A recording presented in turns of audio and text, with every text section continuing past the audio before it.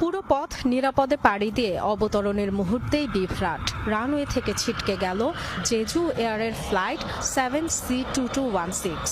দেয়ালের সাথে ধাক্কা খেয়ে আগুন ধরে যায় বিমানে।